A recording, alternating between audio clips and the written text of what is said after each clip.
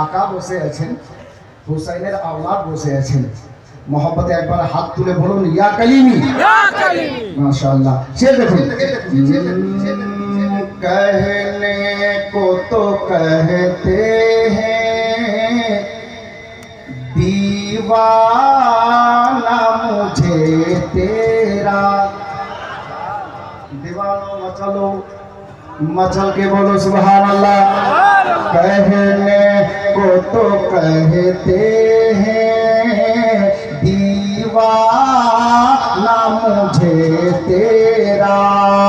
कहने को तो कहते हैं दीवाना मुझे तेरा।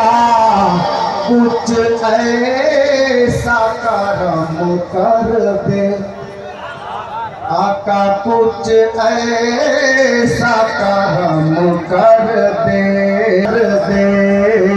मैं हद से गुजर जाऊं सर रख के तेरे दर पर।